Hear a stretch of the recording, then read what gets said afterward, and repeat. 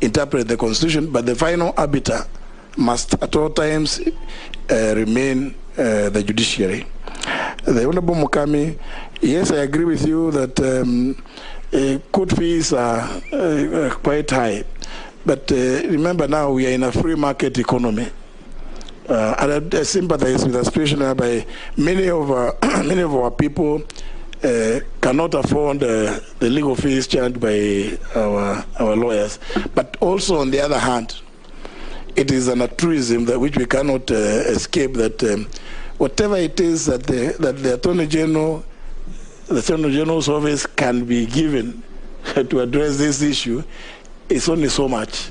And again, it comes from the National Assembly to decide how much you would want to give to the Office of the Attorney General to pay for this.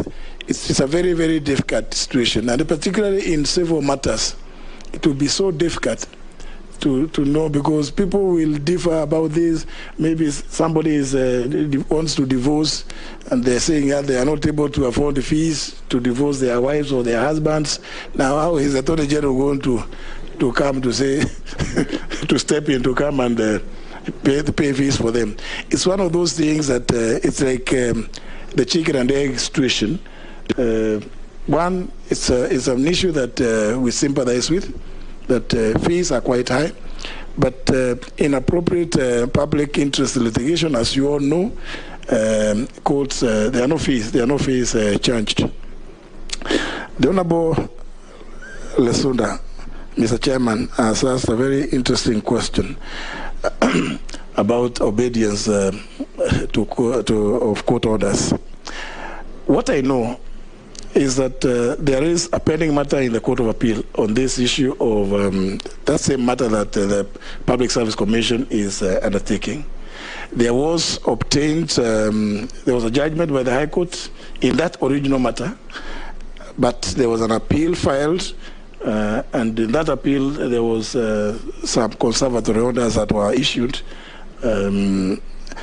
which the current administration felt should not be the situation, decided to follow the Constitution, because, you know, Article 132, Clause 4 permits the President to establish any office in the public service and make appointments thereto on the recommendations of the Public Service Commission. The issue which was raised in the earlier case was that there had not been public participation before the establishment of the office of Chief Administrative Secretary. So the current administration felt that they wanted the PSC to involve the public and advise the President. I'm not able at this point to know whether the advice has come from the PSC to the President, but you know, so I can only comment to the extent that I am aware that, and I think almost everybody here knows that the Public Service Commission advertised for, you know, to the public for people to send views on the suitability or otherwise of the creation of the office of Chief Administrative Secretary.